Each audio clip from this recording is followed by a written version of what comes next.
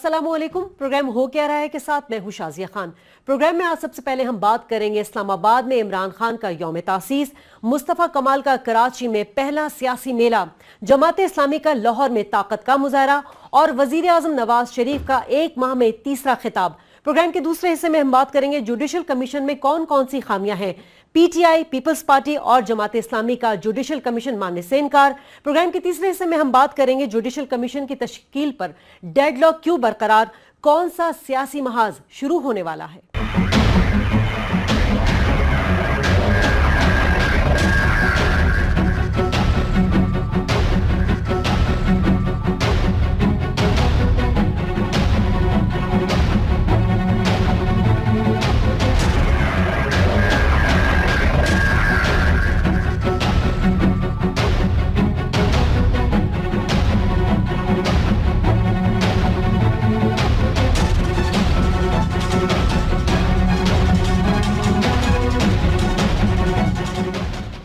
नाज़रीन, गुज़िश्ता रोज़ छुट्टी का दिन जिसे सियासी सुपर संडे के तौर पर मनाया गया, मुल्क के 3 बड़े शहरों में 3 बड़े जलसों की वजह से सियासी दर्जा हरारत उरूज पर पहुंच गया।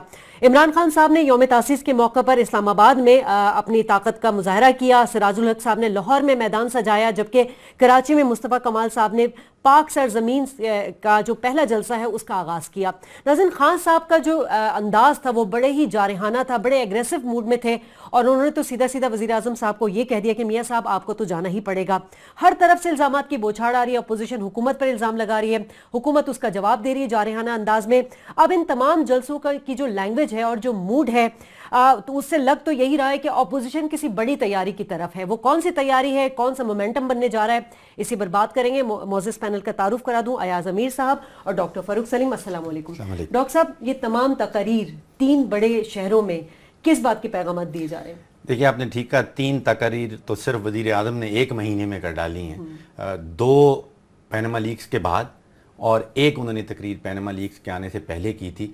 जो करंट कड़ी चल रही है तकरीर की, वो मैं समझता हूँ उनकी बुनियाद या उनकी जड़ शुरू करें तो वो कोहाट में जो chief of the army staff ने तकरीर की थी, उसके बाद बाकी सारी तकरीर शुरू हुई।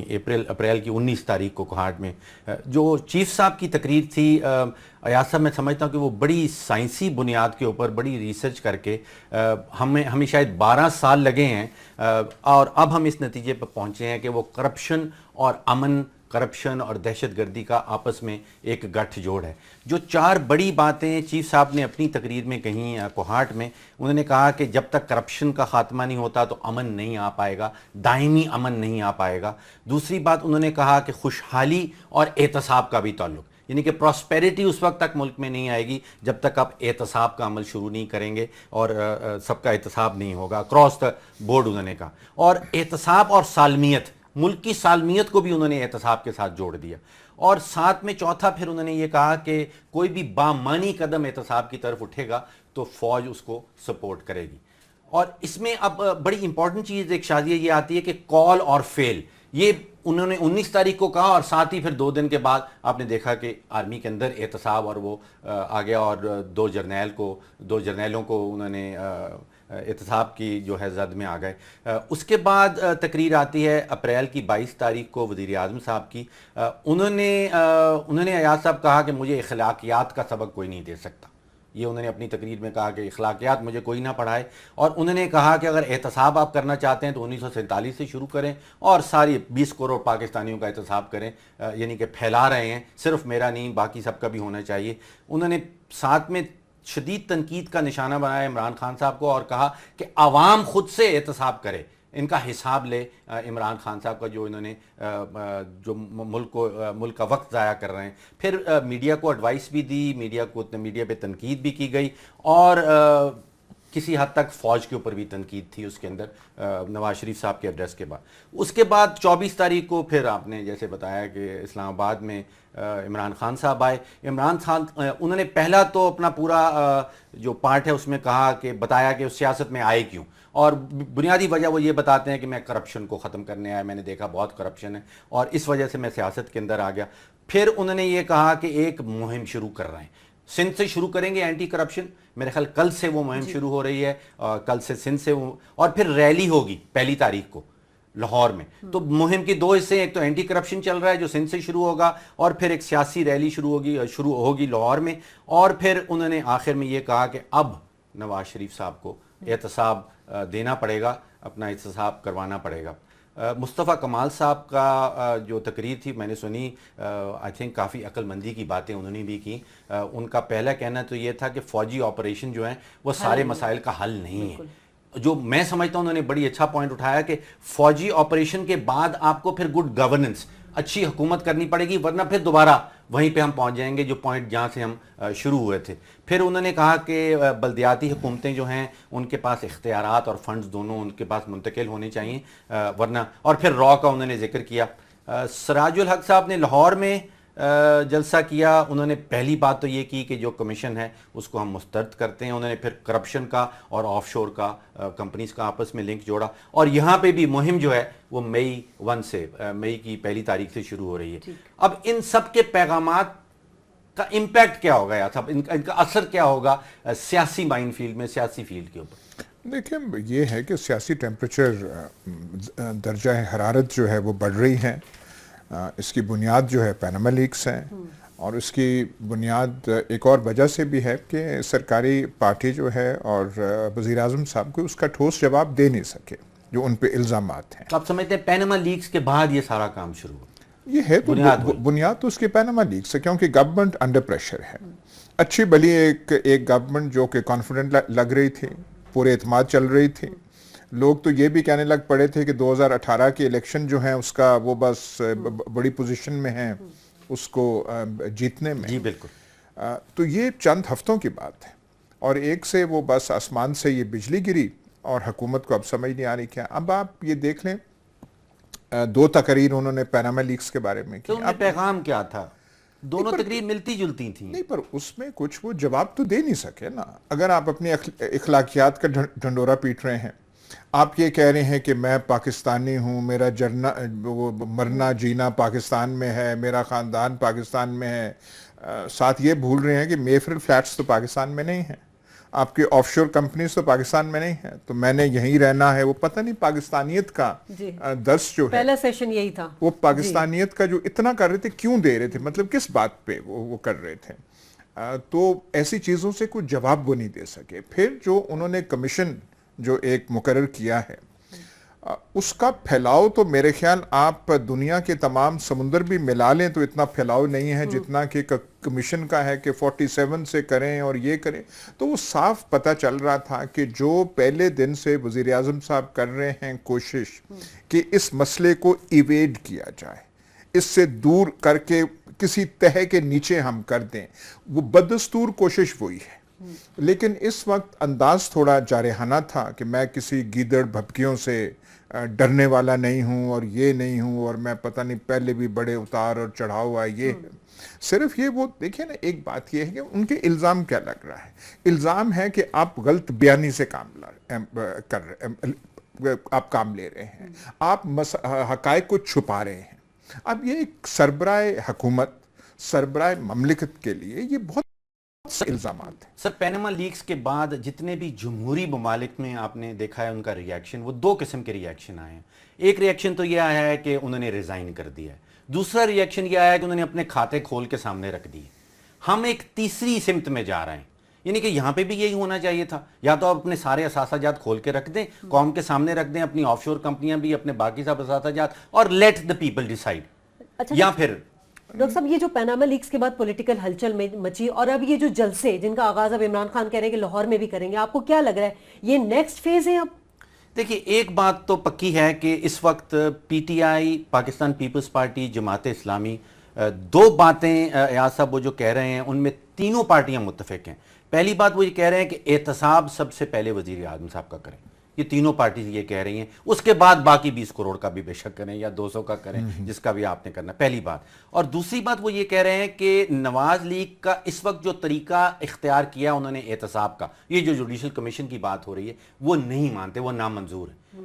یہ 2 پلیٹ فارم جو ہیں یہ ساری جوائنٹ اپوزیشن پارٹیز کہہ رہی ہیں کہ یہ ہم کو منظور نہیں. 2 چیزیں دیکھیں نا, یہ تو کیا کہتے ہیں, زہر کی پھکی کھانے کے مترادف ہے کہ اگر کوئی سیاسی پارٹی مان جائے اور کہے ہاں جی یہ ہم ویلکم کرتے ہیں اس جوڈیشل کمیشن کو، کیونکہ اس میں تھوڑی سی بھی جو ان کے ہمدرد ہیں ان کو بھی آپ ٹی وی کیمرز کے سامنے نہیں ویسے پوچھ لیں کہ یار یہ آپ نے کون سے یہ کیا، وہ بھی ہنس پڑیں گے، اور وہ بھی کہیں گے، نون لیگ کے ایم این ایز ہنس پڑیں گے کہ یار اب کیا کریں اور ہم کیا کریں اور اب کیا چاہتے ہیں۔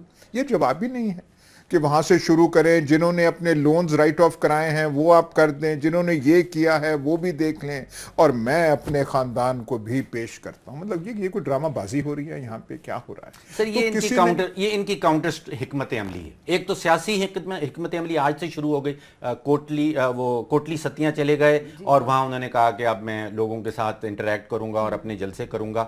ساتھ ہی قانونی حکمت عملی جو نظر آ رہی ہے اس میں دو پہلو جو مجھے ایک تو کہتے ہیں کہ ڈیلے کرتے چلے جائیں کسی طرح، اور دوسرا یہ کہ پھیلا دیں نہیں تو آپ اپنا الزام۔ سر اس دفعہ یہ پہلے یہ والی حکمت عملی ان کی کامیاب رہی ہے، اس لیے شاید یہ اس کو دوبارہ اپنانا چاہ رہے ہیں، لیکن اس دفعہ مجھے لگ رہا ہے کہ ڈیلے کرنا وزیر اعظم کے اپنے سیاسی مفاد میں نہیں ہوگا۔ آپ اس کو لنگر آن کرتے جائیں، لمبا کھینچتے جائیں تو یہ ان کے خلاف جائے۔ نہیں تو کیا کریں، وہ آپ کے سامنے وہ سارا کچھ کھول دیں وہ، اور وہ کہیں اس سے آپ بھاگ نہیں سکتے۔ یہ چارجز جو ہیں کہ آپ کی وہاں پراپرٹیز ہیں، آپ کی آف شور کمپنیز ہیں، یہ آپ خود تسلیم کر رہے ہیں، آپ اسے کہاں بھاگ سکتے؟ سوال صرف یہ ہے، کمپنیز کو تو کوئی انکار نہیں کر رہا، سوال یہ ہے کہ ان میں جو پیسہ ہے جو خرید و فروخت کا ہے وہ کہاں سے آیا ہے۔ اگر ان کے پاس جواب ہوتا تو ڈاکٹر صاحب یہ آج سے کوئی 15 دن پہلے انہوں نے سارا کھاتا کھول دینا تھا اور کہنا تھا یہ پیسے وہاں پہ تھے، اتنے کے ہم نے فلیٹس لیے تھے، یہ پیسے اس طریقے سے آئے۔ وہ اس کا جواب دے نہیں سکتے۔ بالکل ٹھیک۔ آیا صاحب بڑی اچھی بات کی کہ یہ جو الزامات لگے نواز شریف صاحب پر اس کا کوئی تسلی بخش جواب نہیں دیا، اور اسی وجہ سے ایک سیاسی افراتفری کا سا منظر ہمیں نظر آ رہا ہے۔ اب حالات کس طرف جا رہے ہیں اس پر بات کریں گے اس بریک کے بعد۔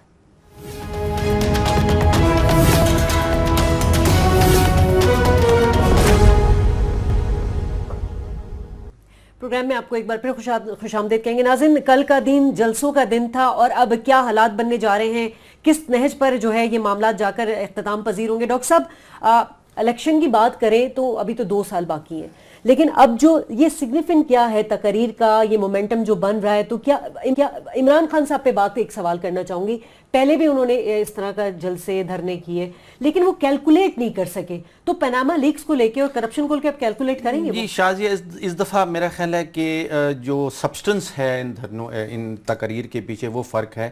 وہ الیکشن میں دھاندلی والا معاملہ کچھ کچا پکا تھا، کچھ آدھا پکا ہوا آدھا کچا تھا، یہاں پہ بڑے ٹھوس سبسٹنس، بڑا ٹھوس ہے۔ اور جیسے ریاض صاحب نے کہا کہ وہ دوسری طرف سے جواب نہیں آ پا رہا کوئی بھی، یعنی کہ جو سوال اٹھایا جا رہا ہے اس کو کاؤنٹر کیا جا رہا ہے، یہ ڈیلے کرنے سے اس کو کاؤنٹر کیا جا رہا ہے کہ اس کو پھیلا دیں، اس کا کوئی ٹھوس جواب سامنے نہیں آ رہا۔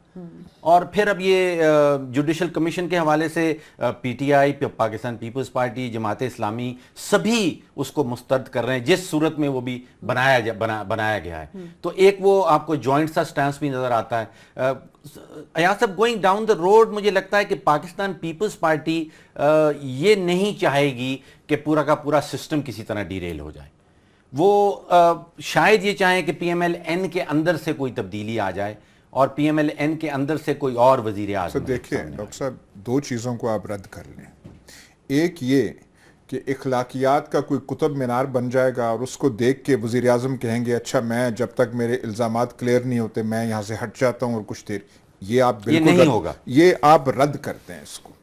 دوسری بات یہ کہ پی ایم ایل نون کے اندر کوئی تبدیلی آئے گی، اس کو یکسر آپ مسترد کر دیں، اس کا کوئی چانس نہیں ہے۔ کسی سٹیج پہ آ کے اتنا پریشر پرائم منسٹر کوئی نہیں، یہ نہیں ہے، سر اپنے بھائی کو بھی نہیں لانے میں بالکل سوال ہی پیدا نہیں ہوتا کہ یہاں پہ وہ چینج ہو۔ یہ اسی لیے یہ ڈیڈ لاک رہے گا۔ ڈیڈ لاک پاکستان میں ٹوٹے گئے ہیں تو صرف ایک ہی ذریعہ ہے، یا تو ہم کہیں نا کہ ہم نے کوئی نئی تاریخ آج سے رقم کرنی ہے اور پچھلے 68 سال جو ہے وہ اور ہے اور آگے 50 سال اور ہوں گے، وہ ہے کہ سیاسی میدان اتنا گرم ہوا ہے کہ ایک تیسری قوت آ گئی ہے اور کوئی دوسرا راستہ نہیں۔ سر خورشید شاہ صاحب نے ایک بیان دیا ہے کہ پچھلے دھرنے کے دوران ہم نے روک لیا تھا وزیر اعظم کو ریزائن کرنے سے، ورنہ وہ استعفیٰ دینے کے لیے تیار ہو گئے تھے۔ نہیں، پر وہ بات سنیں، وہ استعفیٰ پتہ نہیں وہ دے رہے تھے یا نہیں, وہ رائے بند چلے گئے تھے, یہاں سے وہ چلے گئے تھے. یہ استعفے کی بات نہیں ہے, وہ صرف سعید لیکن تب ان لیگ کو یہ تھا کہ پیچھے کرانے والی فوج, پیچھے کرانے والی ایجنسیز ہیں. سر یہاں پہ تو فوج نہیں ہے نا, یہاں پہ تو پینما ہے. سر یہاں پہ پینما ہے, سیاسی کیا کہتے ہیں, سیاسی پارٹیز جو ہیں وہ شروع کر رہی ہیں, ان کی شروعات ہے موبلائزیشن کی, اس سے زیادہ اور کچھ نہیں ہوا. سڑکوں پہ لوگ نہیں آئے, کوئی شاہراہ دستور پہ لوگ نہیں آئے, ڈی چوک پہ نہیں آئے, رائے بند کی طرف نہیں گئے, ابھی بالکل شروعات ہے. لیکن اس میں ایک نئی چیز آ گئی ہے, فوج جو ہے, جو بیان ہے جنرل راحیل شریف کا, وہ جیسے آپ جیسے آنکھوں سے آپ دیکھ رہے ہیں, اور وہ کم از کم نواز شریف کی مدد کو تو فوج نہیں آ رہی نا جی. اس وقت یک و تنہا ہے نون لیگ, اس کے ساتھ اور کوئی نہیں ہے سوائے مولانا فضل الرحمان کے, جن کی حمایت جو ہے وہ بھی زبانی کلام. سر پیپلز پارٹی چاہے گی کہ ایک احتساب کا نظام واقعی اس ملک میں آ جائے؟ سر دیکھیے, پیپلز پارٹی جو ہے مخمصے میں ہے, وہ یہ بھی چاہتی ہے کہ پرانی اس کا جو لاؤ اور گلوری اور چمک وہ بھی واپس آئے.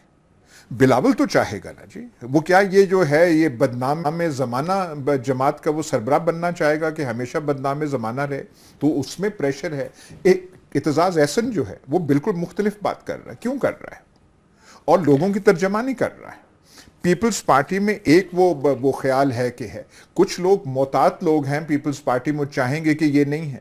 لیکن آج جو خورشید شاہ کا بیان ہے, جوڈیشل کمیشن کو مسترد کرنا, جی, باقی چیزوں کا, وہ ان کے پہلے بیانات سے سب سے واضح ہے. انہوں نے یہ بھی کہا سر میاں صاحب ملک کے سربراہ ہیں, ان کا احتساب سب سے پہلے ہونا چاہیے. تو یہ واضح موقف ہے. پہلے وہ کچھ لچک رکھتے تھے اور اس سے آپ کو بو آتی تھی کہ آدھی مخالفت کر رہے ہیں اور کچھ کونوں سے وہ حمایت کر رہے ہیں حکومت کی. کیونکہ وہ کیوں کر رہے ہیں پیپلز پارٹی بھی, کیونکہ پریشر بلڈ اپ ہو رہا ہے. وہ اپنے آپ کو جو پبلک اوپینین جیسے بن جائے گی یا زیادہ پختہ ہوگی, کوئی بڑی سیاسی پارٹی جو کلیم کرتی ہے کہ ہم عوام کے نمائندے ہیں, ہم نے قوم کو لیڈ کرنا ہے, وہ افورڈ نہیں کر سکتی کہ پبلک اوپینین یہاں جا رہی ہو اور آپ مولانا فضل الرحمان بن جائیں.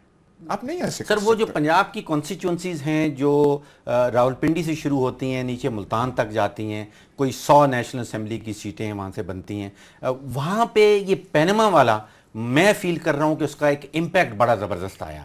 ایک جو پہلا امپریشن تھا وزیر اعظم صاحب کا, ان کی فیملی کا, وہ ماسک اترتا ہوا, ٹوٹتا ہوا نظر آ رہا ہے. دیکھیے, آج بھی اگر آپ درجہ حرارت سیاسی کو نیچے کم کر دیں, عمران خان کو پی ٹی آئی کو نکال دیں, جماعت اسلامی جو کچھ کر رہی ہے وہ بھی نکال دیں, تو لوگ پھر سے کہیں گے کہ جی ہونا تو کچھ بھی نہیں ہے. وہ جو ورد ہے کہ جی کچھ بھی نہیں ہونا, پہلے بھی ہم نے دیکھا, وہ ورد ٹوٹ رہی ہے. لوگ اب خیال کر رہے ہیں کہ یار یہ پہلوں سے زیادہ سیریس یہ زیادہ سیریس چیز. سر ہماری تاریخ ایسی رہی ہے نا کہ کچھ بھی ہو جائے معاملہ کچھ سیدھی ڈائریکشن پہ جاتا نہیں ہے, چاہے آپ جتنے مرضی بڑے سکینڈل سامنے لے آئیں. پر دیکھیے, یہ جو ہم جو دھرنوں کی اور اس کی بھی بات کرتے ہیں, وہ اگر قدم روکا کسی نے تو فوج نے اپنا قدم روکا تھا. کئی دفعہ کہا جا چکا ہے کہ اقتدار کا جنازہ نکل چکا تھا. سر آپ کا کہنا یہ ہے, آپ کا ایک فرم موقف مجھے لگتا ہے کہ جب تک تیسری طاقت کہیں نہیں آئے, تو اس کے علاوہ اگر سیاسی درجہ حرارت آپ اتنا بڑھا دیں. نہیں, عوامی طاقت کا مظاہرہ جب تک نہیں ہو تو اور کوئی چینج آ نہیں سکتا. اب دیکھیے کہ جو عمران خان صاحب کا جلسہ تھا. نہیں, پر ایک اور چیز نہ بھولیے, دیکھیے جو بھی آپ اس کمیشن کو کہیں, بھاری ذمہ داری جو ہے سپیریئر جوڈیشری پہ آ گئی ہے. ان کو تو خط لکھا گیا ہے نا جی, جس میں یہ خد و خال کمیشن کا بنایا گیا ہے. کیا پتہ کیا جواب وہاں سے آئے, کیونکہ ایک خط کا جواب آئے تو حکومت خوش بھی ہو سکتی ہے, اور 2-3 سطریں کچھ اور قسم کی ہوں جواب میں, تو حکومت کو کچھ چھپنے کی جواب ترکی سے کیوں نہیں آ سکتا؟ آج کل سکائپ ہے, ٹیلی فونز ہیں, کیا کچھ ہے. آپ پہلی تاریخ تک انتظار کر رہے ہیں کہ چیف صاحب واپس آئیں گے. ایسی بات نہیں, وہ سارا کنسلٹ کریں گے, موقف ایک ہوگا, یہ آپ نہیں کر سکتے. آپ نے افتخار چودھری صاحب کے زمانے میں یونٹی بھی دیکھی ہے سپریم کورٹ میں. سجاد علی شاہ صاحب کے دور میں آپ نے डिवाइड भी देखी है, तो सुपीरियर जुडिशरी वो अफोर्ड नहीं कर सकती। मौक़िफ़ होगा तो एक होगा, वो होगा इत्तफाक राय और कंसेंसस से। सर वो तो पहले कह चुके हैं कि हम इन्वेस्टिगेटिव एजेंसी नहीं हैं। सर वो तब हम पर एडजुडिकेटर्स हैं। बात सुने ना, उनको खत एक लिखा गया है। आज अगर कोई औखा सा जवाब सुप्रीम कोर्ट की तरफ से आ जाए कि जी ये आपने हमें क्या दे दिया है, आपने तो इतना फैलाया हुआ है, समुंदर से लेके पहाड़ों तक आप ले गए हैं, हुकूमत को मुंह छुपाने की जगह नहीं मिलेगी। तो सर उनके पास दो ही ऑल्टरनेटिव है ना, या तो वो एक्सेप्ट कर लें इसको, या वो इसको कह दें कि जो आपने कहा कि इतना फैला दिया है ये तो बेकार। नहीं, वो ये भी कह सकते हैं कि ये कहां से होता है कि आप कुछ चीज सामने लाए नहीं, और ऑडिट किस चीज का होगा? ये जो फोरेंसिक ऑडिट, फोरेंसिक ऑडिट होता है कि किताब कोई सामने हो तो उसका आप करेंगे। ठीक है, वो जो है इसका मतलब उसका पहला आना चाहिए कि आप तो एडमिट करते हैं कि आपके फ्लैट्स हैं, आपने तो एडमिट फिर खोज किस चीज का लगाना है? तो फिर आप सिर्फ खाता बताएंगे वो पैसे कहां से आए, तो फिर हम उसका ऑडिट कराएंगे जो आप डॉक्यूमेंट्स देंगे। ठीक है, क्योंकि आपने तो वो तो कह रहे हैं कि आप साबित करें हमारे चलिए सामने। साबित तो नवाज शरीफ साहब ही कर सकेंगे, अगर नहीं करेंगे तो ये जो सियासी प्रेशर है ये इसी तरह बढ़ता चला जाएगा। नाज़रीन, यहाँ लेंगे एक ब्रेक, और ब्रेक के बाद जब हम वापस आएंगे तो हम बात करेंगे जुडिशल कमीशन की, जिसमें हमें कहां कहां पे फ्लॉज नजर आ रहे हैं। हमारे साथ रहिए।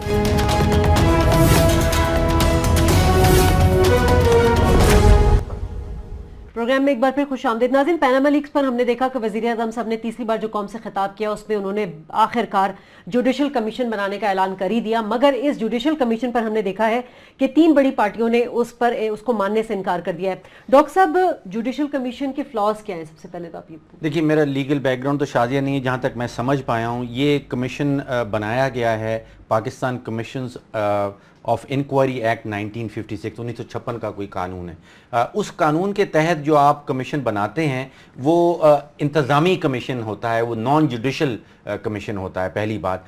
दूसरा ये कि स्कोप इसका जो बनाया गया है, जो TORs बना के भेजे गए हैं वो प्योरली सरकारी हैं, उसमें किसी भी अपोजिशन पार्टी का जो है उसमें कोई रोल या इनपुट नहीं है। तीसरी चीज़ ये है कि इसमें जो सिफारिशात सामने आएंगी इस कमीशन के बैठने के नतीजे में वो भी नॉन जुडिशल होंगी, वो भी गैर अदालती नहीं होंगी। और चौथी और सबसे इंपॉर्टेंट चीज़ ये है जो मैं समझा हूं कि इसकी जब अमल दरामद का वक्त आएगा, इसकी इंप्लीमेंटेशन का वक्त आएगा, तो वो प्योरली स्वाबदीदी इख्तियारात होंगे हुकूमत के कि किस पार्ट पे अमल करना है, किस पे नहीं करना। ठीक, इस वक्त हमारे साथ मौजूद है बैरिस्टर अली जफर, आप सुप्रीम कोर्ट बार एसोसिएशन के सदर हैं। बहुत शुक्रिया अली जफर साहब। सबसे पहले तो ये बताइएगा ये जो जुडिशल कमीशन है ये किस कानून के तहत बना और इसमें क्या क्या खामियां मौजूद है? जी, ये इन्होंने दुरुस्त फरमाया। 1956 का कानून है, उसके तहत बहुत सारी कमीशंस बनी पाकिस्तान में, और वो कमीशंस का कोई रिजल्ट नहीं आया कभी सामने हमें। उससे कोई जो फायदा था जो हम करना चाह रहे थे फैक्ट फाइंडिंग, वो कभी भी नहीं हुई।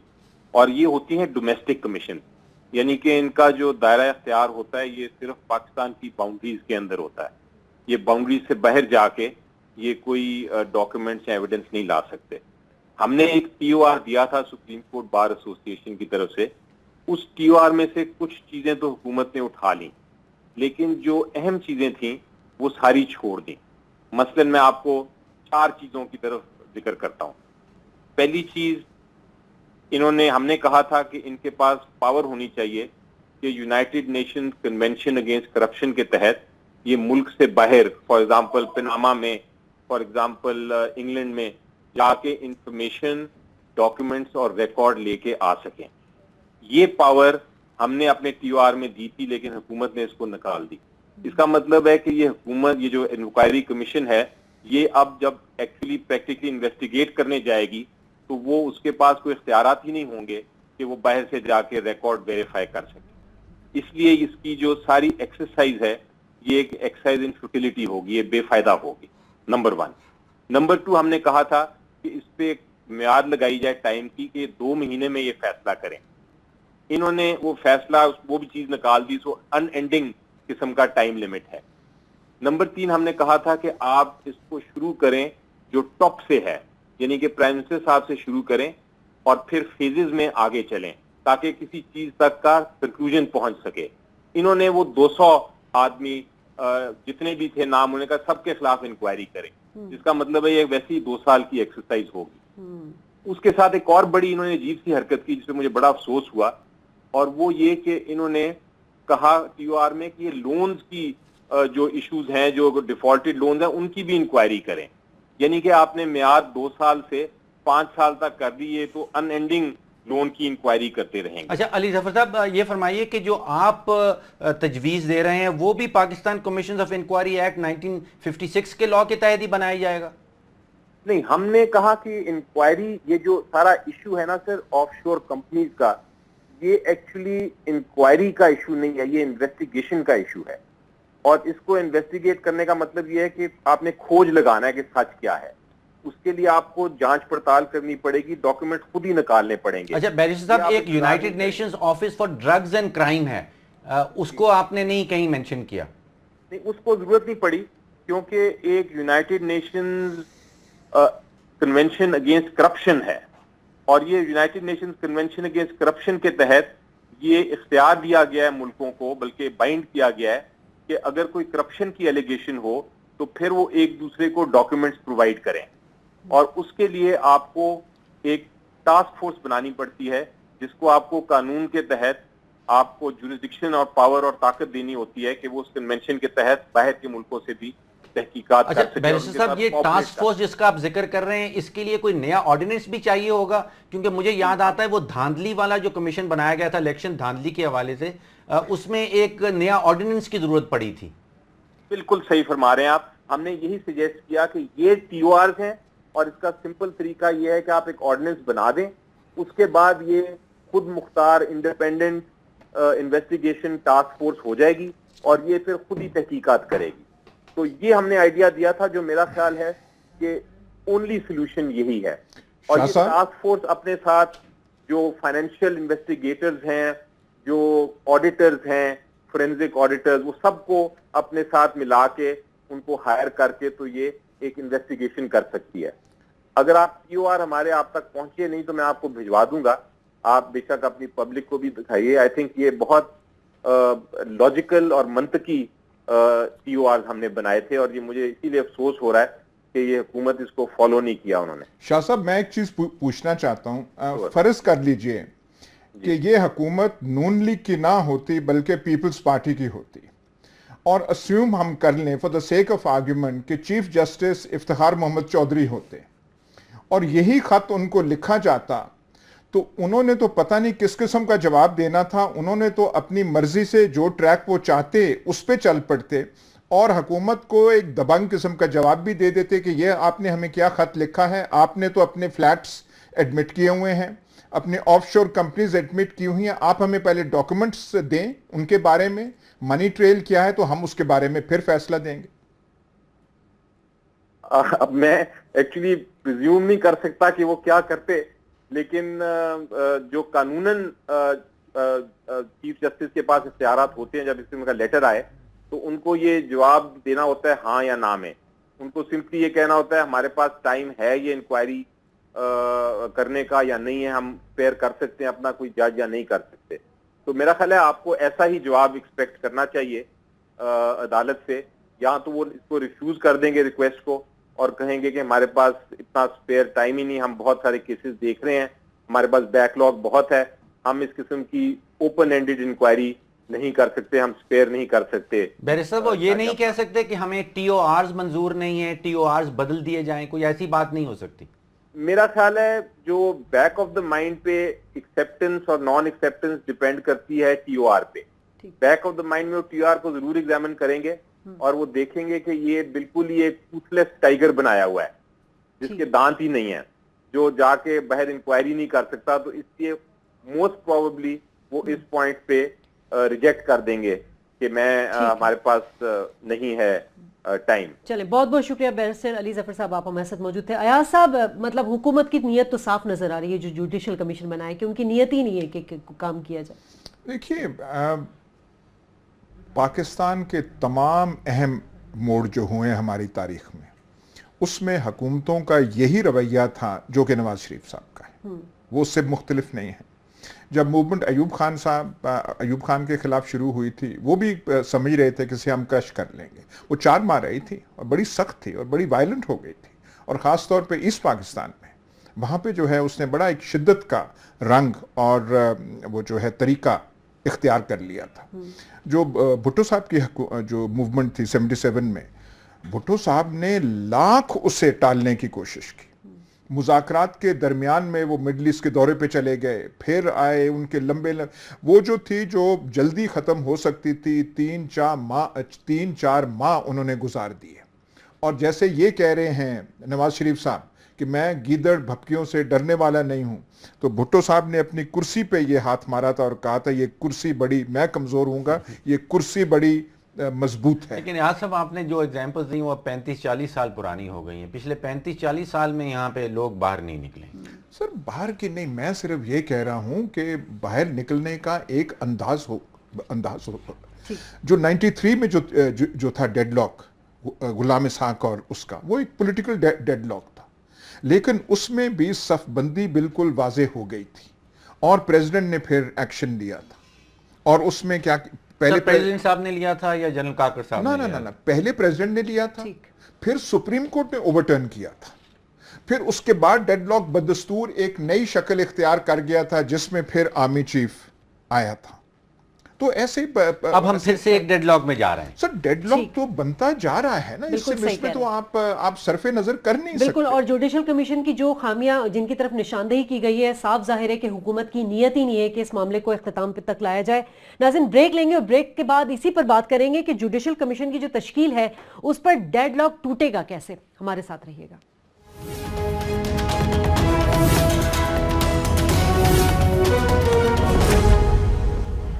خوش آمدید ناظرین. اور جیسے ہم بات کریں جوڈیشل کمیشن پر جو ڈیڈ لاک ہے وہ ٹوٹے گا کیسے اور کیا کوئی نیا سیاسی محاذ شروع ہونے والا ہے؟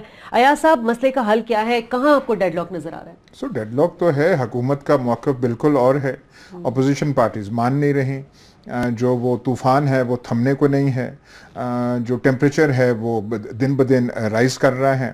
پہلے ہم کہتے تھے کہ جب وہ پاپولر موبلائزیشن نہیں ہو رہی، تو کل تو 2-3 جلسے ہو گئے. جو آج جو آپ دیکھ لیں خبروں میں جس قسم کی گفت و شنید اپوزیشن پارٹیز میں ہو رہی ہے، شروع میں ایسا ہی ہوتا ہے، ایک دم سے کبھی کوئی جو الائنس بالکل وہ اسٹرانگ قسم کا موومنٹ ایسے نہیں بنتی. لیکن جب جواب نہیں آئے گا، پتہ نہیں سپریم کورٹ کے ججز، چیف جسٹس کیا وہاں سے جواب دیتے ہیں. جب نہیں ہوگا الزامات رہیں گے، الزامات جانے والے نہیں ہیں. پھر فلیٹس جو ہیں وہ کہیں ہوا میں نہیں جانے والے، تو آپ کیا اس کا جواب دیں؟ ڈیڈ لاک اس وقت تو ٹی او آرز کے حوالے سے ہے. بیسیکلی ٹی او آرز حکومت نے ایک دے دیے ہیں اور اپوزیشن نے اس کو مسترد کر دیا ہے. یہ پاسبلٹی تو کمپرومائز ہو سکتا ہے کہ ایک کمیٹی بنا دی جائے جس میں ممبران ہوں اپوزیشن کے بھی اور حکومت کے، اور وہ جوائنٹلی ٹی او آرز بنا لیں. سر دیکھیے مسئلہ اتنا ڈیڈ لاک کو توڑنے کے لیے مسئلہ اتنا سنگین ہے کیونکہ الزامات کی نوعیت ایسی ہے. جیسے آپ نے پہلے کہا کہ یہ کوئی الیکشن میں دھاندلی نہیں ہے کہ ووٹ اتنے گنے گئے اور اتنوں کے کاؤنٹر فوائل جو ہیں وہ پتہ نہیں کون سی بوری میں پڑے ہوئے تھے، وہ ایسا نہیں ہے. یہ ایک بالکل وزیر اعظم ان کی فیملی کے صحت کے اوپر ایک الزامات ہیں کہ آپ نے کیا کیا، اس کا جواب وہ دے پا نہیں رہے. تو اپوزیشن چاہے گی کہ جو بھی ٹرمز آف ریفرنس ہوں وہ شروع ہوں پرائم منسٹر سے. وہ تو یہ نہیں چاہے گی کہ سن 48 یا 1950 سے آپ لونز گنے کے کون سے رائٹ آف ہوئے ہیں، یہ وہ وہاں سے شروع کرے گی. یہیں پہ ڈیڈ لاک. سر ہائپوتھیٹیکلی حکومت مان جاتی ہے کہ اپوزیشن سے کہتی ہے کہ آپ اپنے ٹی او آرز بنا کے ہمیں دے دیں، وہ ٹی او آرز دے دیتے ہیں، اس کے بعد وہ ٹی او آرز چلے جاتے ہیں چیف جسٹس صاحب کے پاس. سر یہ بھی ممکن ہے کہ چیف جسٹس اس کے اوپر تحقیق کریں، انویسٹیگیشن کریں، اور پھر ان کو ایک آپ یہ کہہ رہے ہیں کہ حکومت یہ کہے کہ آپ بنائیے ٹی او آرز اور پھر ہم چلتے ہیں. سر جوائنٹلی بنا لیتے ہیں. میں اس دن دیکھوں گا کہ سورج جو ہے کس طرف سے جو ہے وہ طلوع ہو. تو آپ کا مطلب ہے dead lock T O R والا نہیں